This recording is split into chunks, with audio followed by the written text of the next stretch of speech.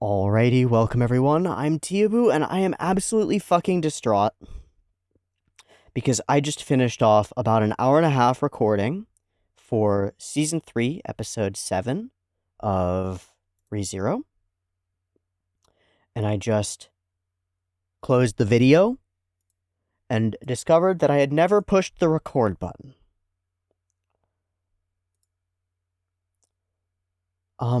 This was the most emotionally pivotal moment of episode of ReZero so far. I cried. I wept throughout the episode. And I had a conversation at the end of the episode that is one of the most important that I think I've had on the channel in over a year, and none of it exists because I didn't push the button. So forgive me for being a little bit emotional here. I'm really pissed that I lost what I thought was really meaningful, and I'm at a loss for what to do about that. I have never and will never on the channel lied about having seen an episode. I'm not gonna go rewatch the episode and pretend that I haven't seen it. And I don't know if I can rehash the emotional experience that I had at the end, talking through it, because I got it out. I got it out. And it was a hell of a thing to give emotional birth to. So here I am at the end of that, just sort of distraught. Because I had an episode or a video where the show really dramatically spoke to me. And made me come to some conclusions about myself and the channel. And I was really looking forward to going back through and editing it and hearing what I had said. And now it's gone. And man, that sucks. It sucks more than about anything else in the entire world.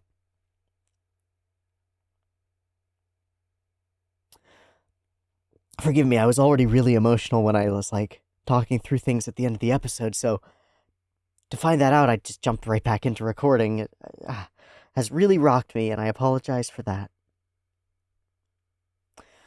I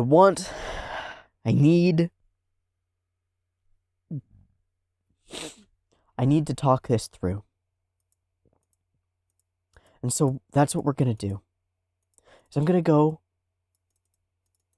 the entirety of my discussion focused on Subaru's speech and the moments leading up to it. So what we're going to do is we're going to go to Subaru's speech and we're going to discuss it. And I'm so sorry that there's not going to be a picture-in-picture version for this reaction, because there isn't. I'm not going to watch the episode again. I don't think I can. But I need to talk through this, or at least try to. And so I'm going to. It has to be you, boss. Many would answer your call. And Al steps up and says, if you're not sure, then don't do it. You can't expect an average, everyday guy to carry all that.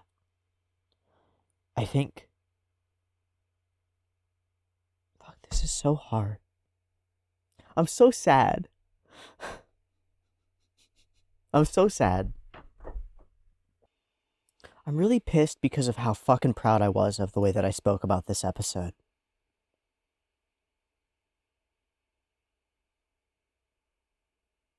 I felt like I really nailed it. And so now trying to do it again, I just feel like I'm flubbing. Even if it's not bad, it still feels like I'm flubbing. Because it doesn't have the naturalistic flow.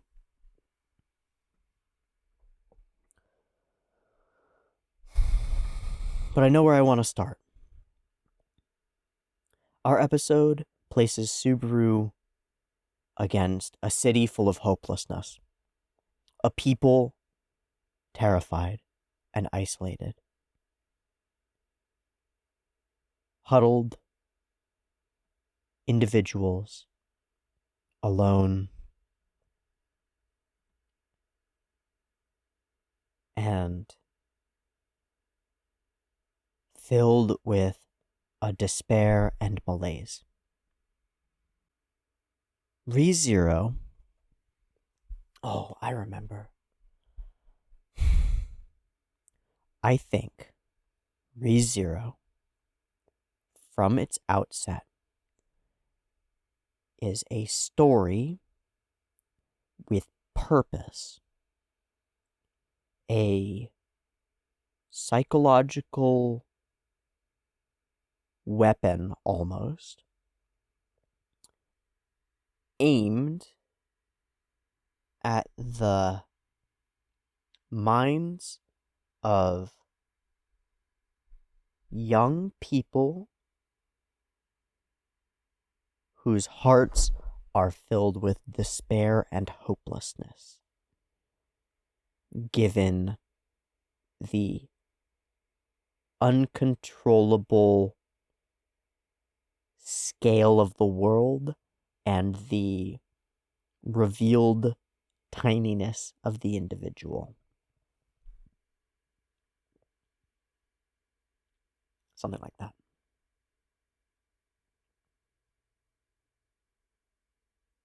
I think that there is a global trend toward destructive individualism that is leading to people, especially young people, being more and more isolated and afraid and internally helpless and hopeless.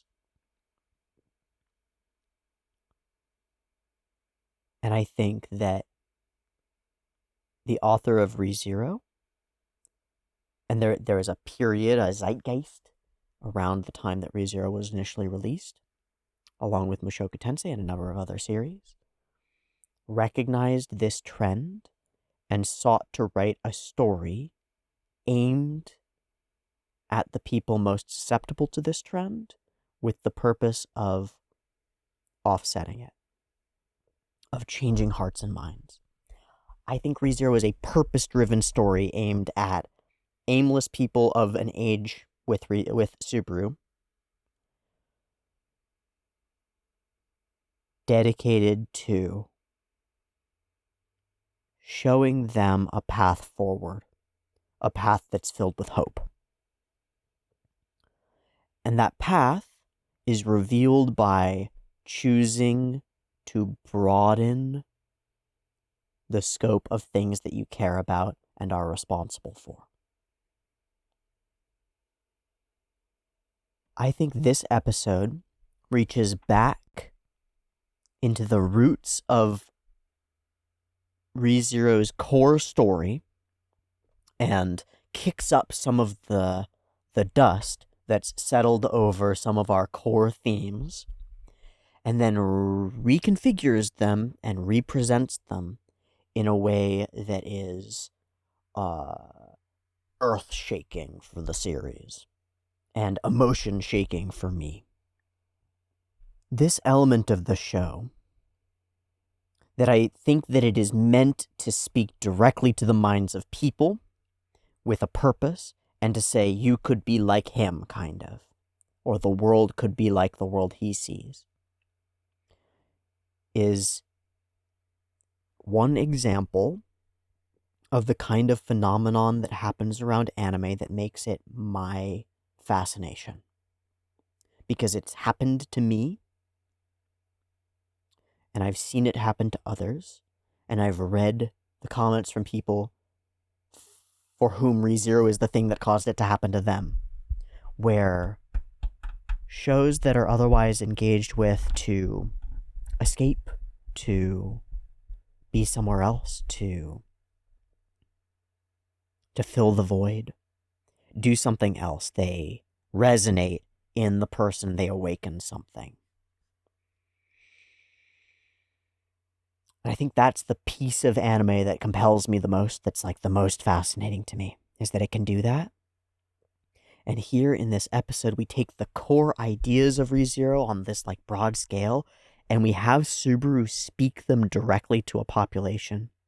And in doing that, we create this like microcosm where in world, Subaru stands at this media and speaks this truth, this vulnerable, authentic human truth, out to all these scattered people huddling in their bunkers, in their shelters, and reaches them and creates something, creates emotional change in them through it.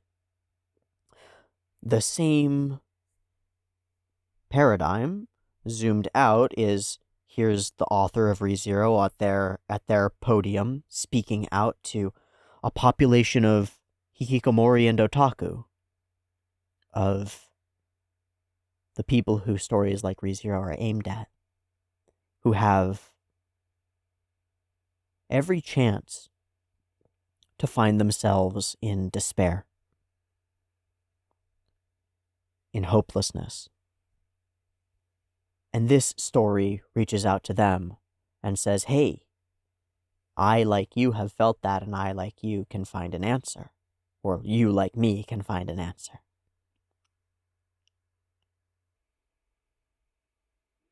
Almost every day for the past 8 years, I've sat down in front of my own media and spoken to the world.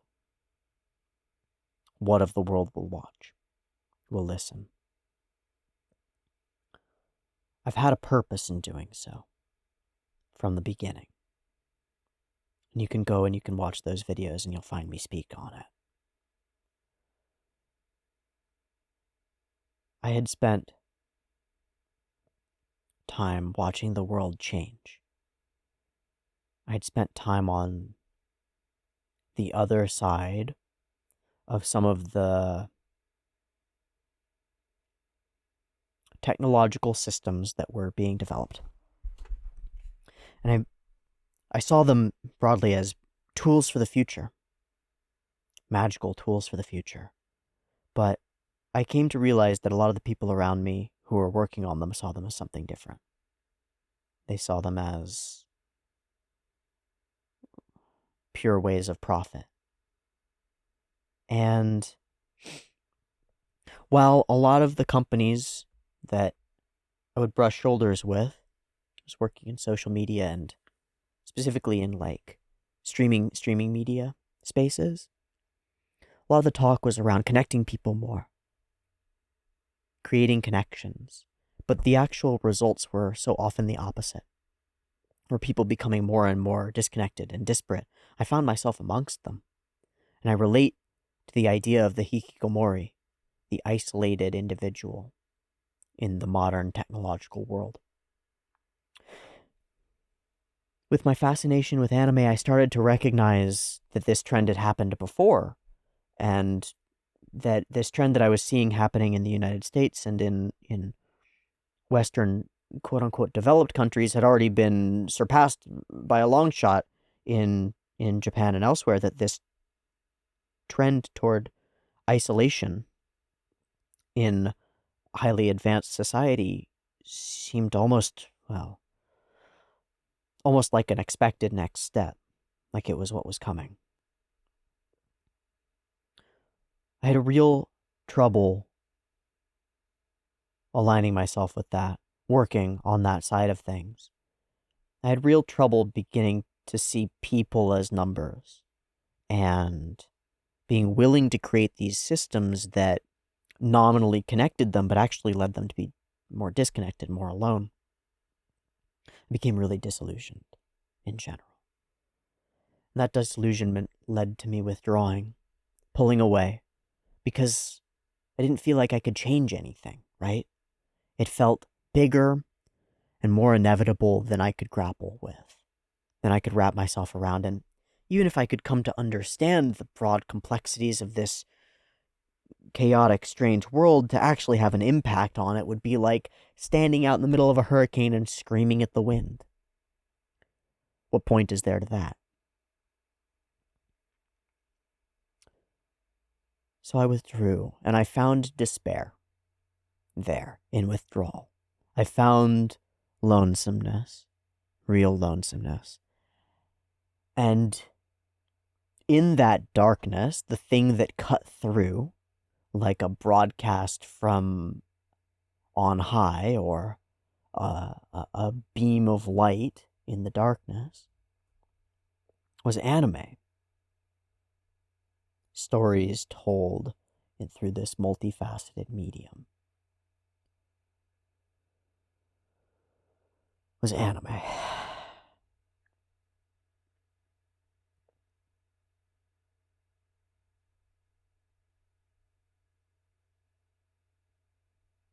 it gave me hope. And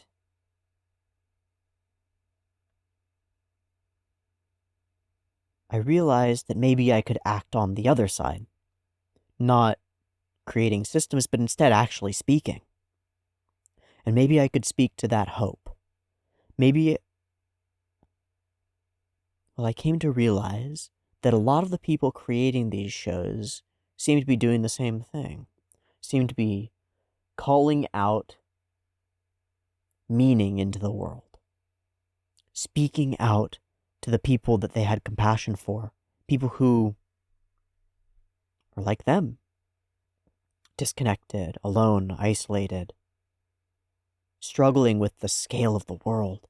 And these people had the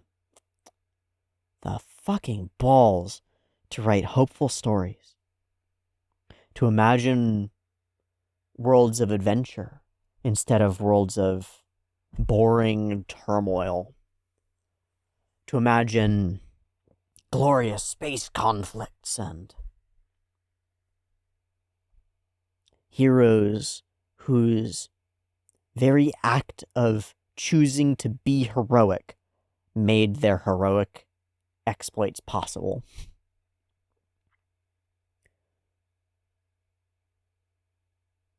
I started to see these stories as lifelines, as signposts, as guides to the kinds of ways of living that one can engage in. And I wanted to talk about it because I realized that so many of us interact with these stories half-heartedly, as though they're just places that we can go and we don't need to take anything back with us, as though they're windows that we can look through without being changed. But I think that if we change our mind around that, and we look at these stories as things that can impact us, things with power, that we open ourselves to possibilities passed down by other people, shared by other people who know better, who at least can try to prove it to us, And we auto-process them, If we don't like the story, we put it away. But if we do like the story, we align with it and we incorporate it and stuff. I found myself fascinated by that, and so I started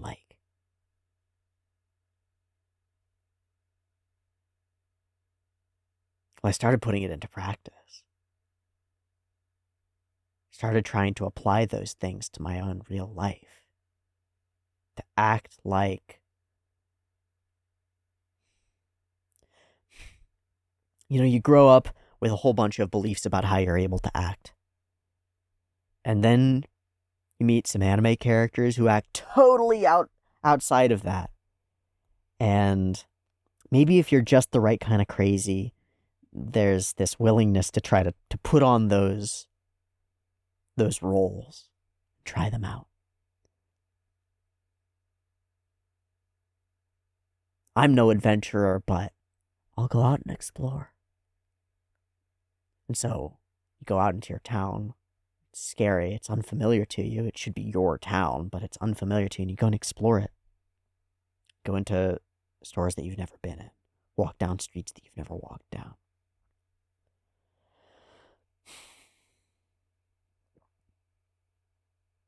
But the thing that I think I was really looking for was a way to be a hero. Catches in my throat. The tears jump to my eyes as I say it, so I know I'm on the right track. What I was really looking for was a way to be a hero. Oh, welcome to the savior complex. Talk about overestimating someone so badly, huh? Al says, if you're not sure, then don't do it. It's too much for an ordinary person to bear the weight of the world. Can't expect an average everyday guy to carry all of it.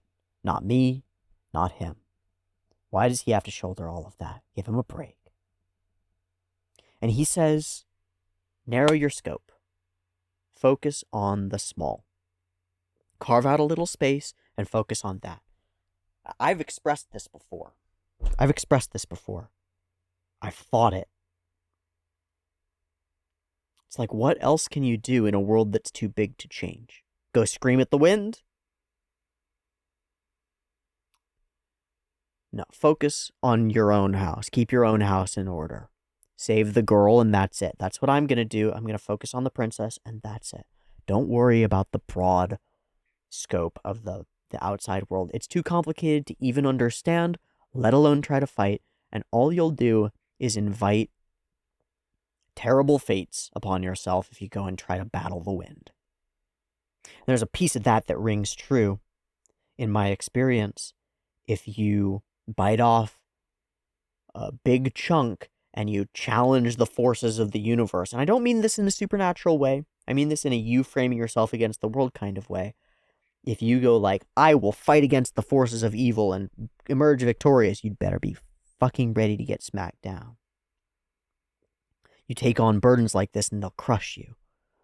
I didn't really believe it until it happened to me, and now I find myself crawling out from under the crushed and not wholly intact and uncertain of how to proceed.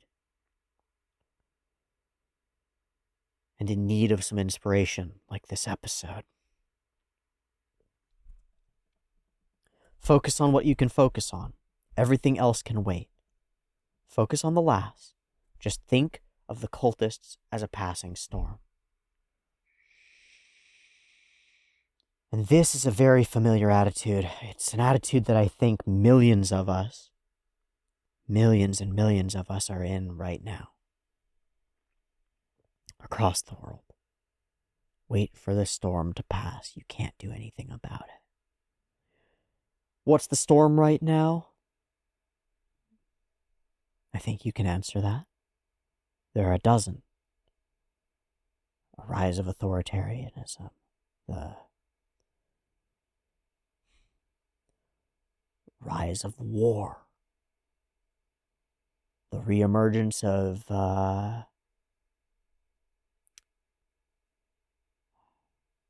unadulterated hatred. Bunch of things. Just think of them as a passing storm. Keep your head down. Focus on you and yours. Don't be a hero. But that's the problem with this whole thing, is that it's really safe. Sure.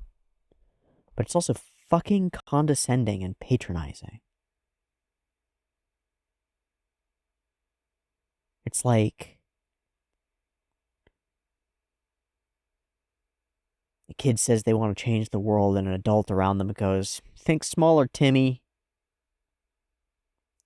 Kid says they want to be an astronaut, and an adult around them goes, dream smaller, Jimmy.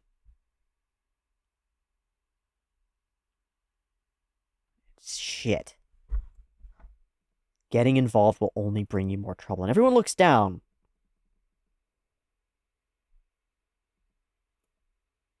But what's our story about? Where do we find purpose? It's in taking on more, right?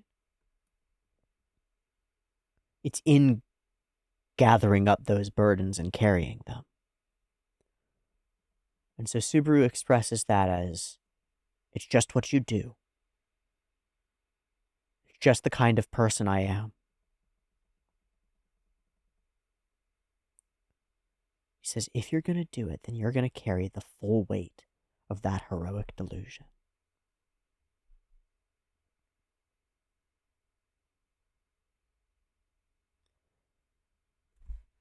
I think I nailed this in my previous discussion, so I'm going to try to remember what I said.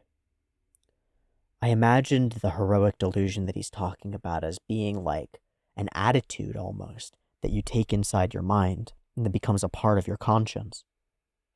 Because now you're judging yourself by that weight, by that delusion. You won't be able to afford to lose.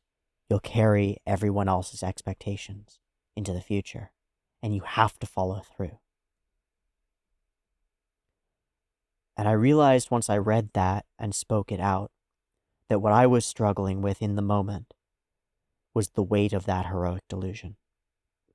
And it's that weight that makes me criticize myself so harshly and wonder at whether I'm doing enough so strongly, is because I'm carrying this deluded, truly, idea of my own heroism.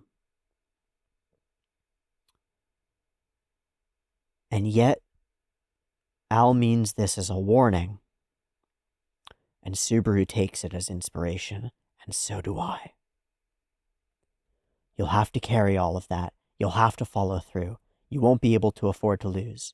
It won't just be your loss anymore. It'll be everyone's. And we flash through all these pivotal moments, wrapping up these, thematic cores of ReZero into a new thrust. A thrust which says, taking on the weight of others is what gives us purpose in the first place. It's what set us on this path in the first place. There's no difference. It's the same. And it's so silly that that works in my mind, but it fucking works in my mind. It's always been this way. I already chose this. I'm just gonna do what I always do. It's got a nice ring to it. It is really embarrassing to say out loud. I want to be a hero. That sounds really stupid. I think it sounds really stupid coming out of my own mouth. And I'm not saying it as repeating Subaru. I'm saying it for real. I want to be a hero. And it's really embarrassing to say out loud. But I'm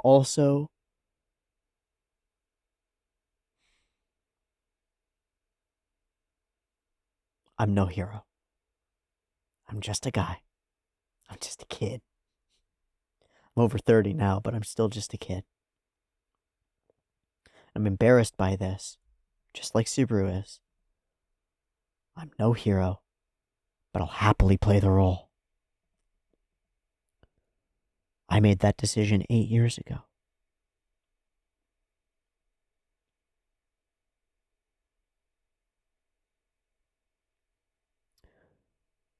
I made it with my back against the wall and nowhere to run. I made it without a strong internal locus of hope. I made it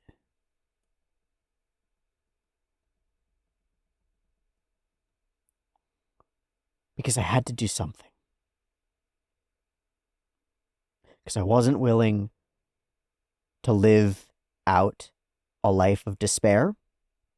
And in looking out at the world and seeing despair creeping and spreading, I wasn't willing to let that happen either.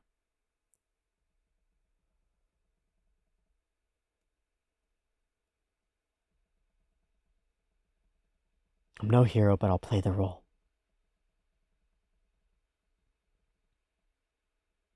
He says, you help me make up my mind. And steps with his broken fucking leg up to the stand, up to the podium, up to the spotlight. And then we begin the speech.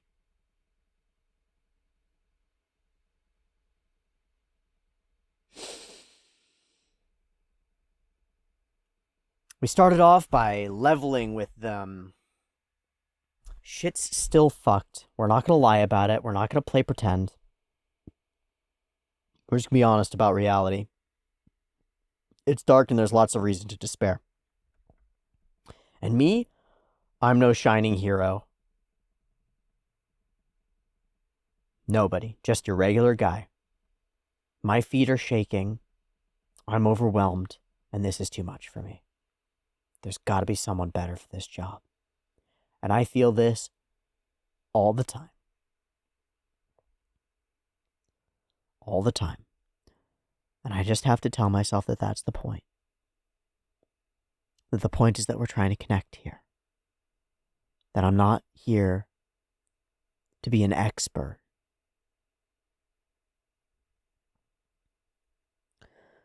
I feel like that's what a lot of YouTube videos are these days. Experts telling you stuff that they already know. It seems like every short or TikTok or YouTube video or fucking anything is people telling you with authority things that they know better than you. Telling you about their experiences with something. That's not what I want to do. It's not what Subaru does here. He says, I'm just one of you, experiencing the same things you are. And that's me. Just one of you, just experiencing the same things you are. But here I am.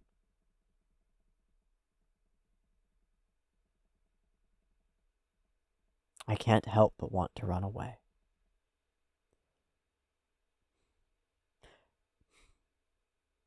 I have run away before.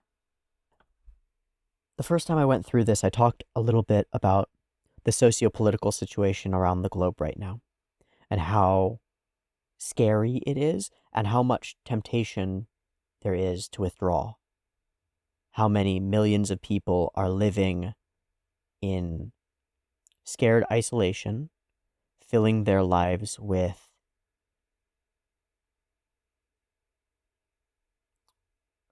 temporary salves to the pain of the world. Media, games, porn, drugs, food. Withdrawn, isolated, and overwhelmed by what's happening out there and how little we as individuals can do about it. I think that attitude is everywhere. And not just in the true hikis, if you will. The true hikikomori who live alone and get all their food via DoorDash and such. It's in, like, everyone now post-pandemic. People go to work and go home and stay isolated. Communicate on social medias, media boards and stuff, but stay isolated. Run away. And with the world moving in the directions it's moving, automation on a broad scale, the rise of AI, the rise of nationalism, the rise of authoritarianism, broadly, fears around fucking drug-resistant bacteria, weird health shit, like, no wonder, right? No wonder, it's all too fucking much. Don't know what to do. Withdraw. Stop paying attention to it. Leave it be. Or, like Al says, try not to get involved. Let the storm pass. Don't go and scream at the storm. In my last talk through, I talked about my own feeling like I'm not doing enough. Like this channel doesn't address reality effectively enough. And this temptation that I have to engage directly in, like, the socio-political aspects of the world. And over the last discussion, I came to the conclusion that that's not the way forward. That there's something deeply valuable about being able to connect on a human level around human things, like art, like media, like fear, like love. And that if I were to step out and try to engage in the tumult that's out there, I think I would lose myself in the storm and find myself just screaming into the wind. I think there's more value that I can have here, talking about stories in a human way and about people in a human way, because I think doing that can reach people across boundaries that otherwise we wouldn't be able to break. I think that the easiest way to have your political ideas become completely useless is to frame them as political ideas.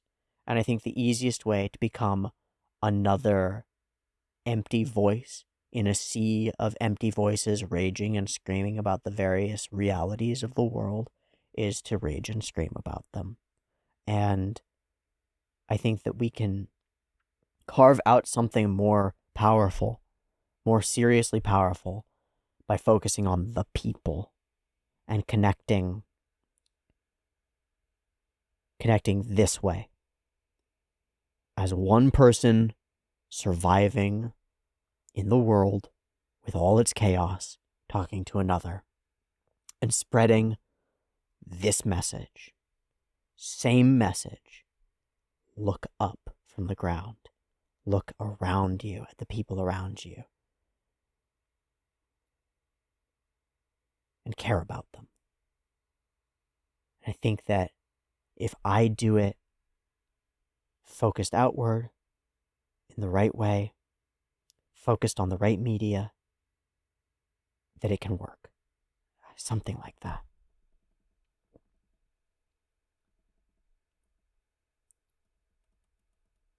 I want to plug my ears, curl up into a ball, and ignore everything while someone else solves everything for me. Me too. Me too, but I can't.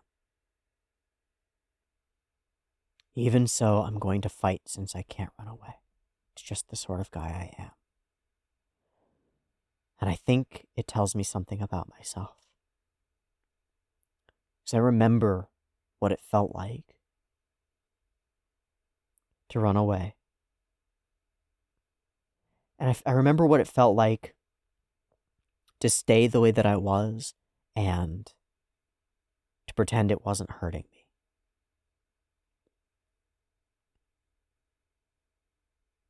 Eventually, it hurt me too much, and I had to run away. I couldn't take part anymore. So I withdrew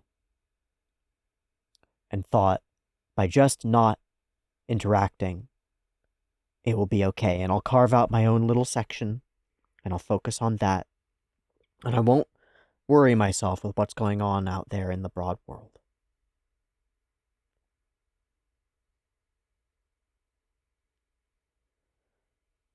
I hated it. There's a line that Subaru says a little bit later. He's talking about looking down. Don't shut yourself away. When you're alone, it's easy to get lost in meaningless thoughts, anxiety, and despair. But when you're connected with others, there's a camaraderie, and there's hope. And that's the thing, is that we're connected. We forget. So don't shut yourself away. Look them in the eye.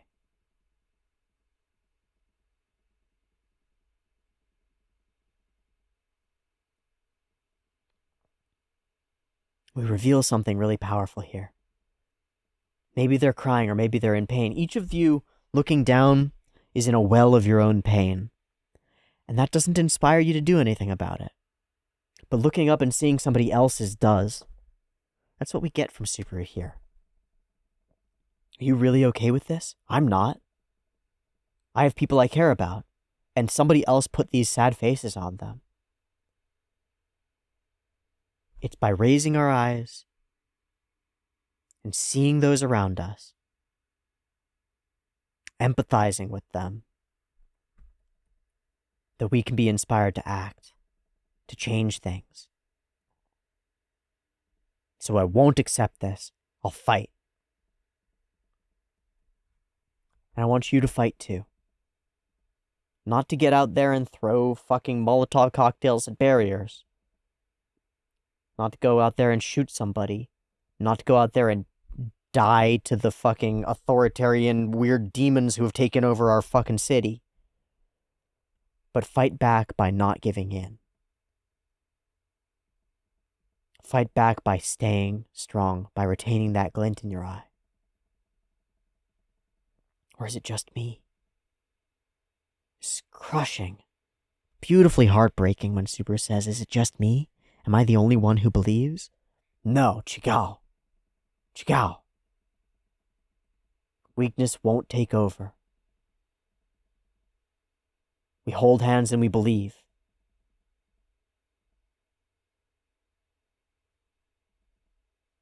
We fight for each other. And if you all fight, then I'll fight too. My name is Natsuki Subaru, he says. My name doesn't matter. I'm nobody. I'm just a kid. I'm just a guy. And you can't leave the rest to me. Because I don't have any power. But this episode has convinced me that it's meaningful to sit here and speak. And I so desperately wish that I had that phrased the way that I did an hour ago. There's no way that I can express to you the loss that I feel having lost this recording. I hope that I have made up for it a little bit. We have two stories now happening at the same time that have our primary character take on a great metaphorical burden and have it push them forward. ReZero and Vinland Saga.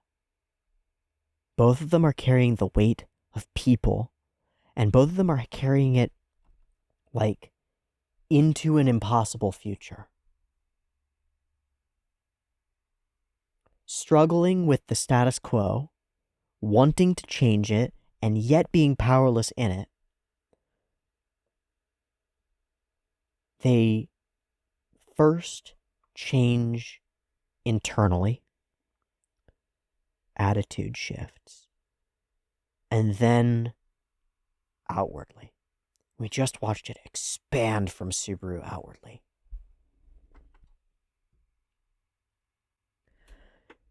Here's how I'll frame it. I think in the real world today, and every day, for many years, maybe for all of time, there has been an ongoing war for the hope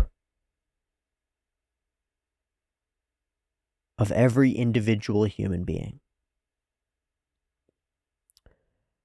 And I think the enemy in this war is something like entropy, like the inevitable decline. And it's helped along by social circumstances and political turmoil and all sorts of things, but it's inevitable. Or at least, like gravity, it's always there and always pulling. And I think on the other side of that war are people. I think the vanguard of them are storytellers. Because they're the people who speak hope to the masses.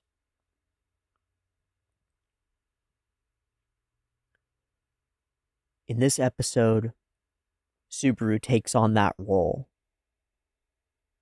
and speaks hope to the masses.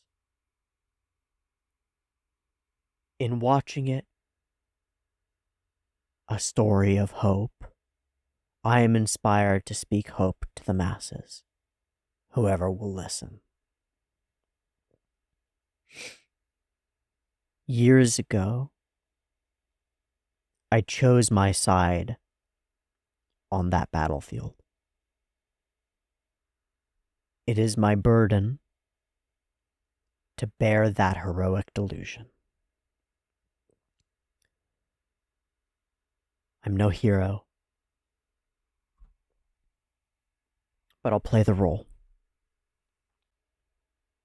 I'm no storyteller, but I'll bring the stories of others to as many people as I can. I'm no hero, but I'll face the enemy. I'm no knight, but I'll put on the armor, I'll get on the horse, and I'll fight the dragon. I'm just a guy with a megaphone and the stupid belief that it matters. Maybe it does. Maybe it does. I think I'll leave it there. Thank you for engaging with this. I'm sorry that it is the way that it is. Much love. Peace.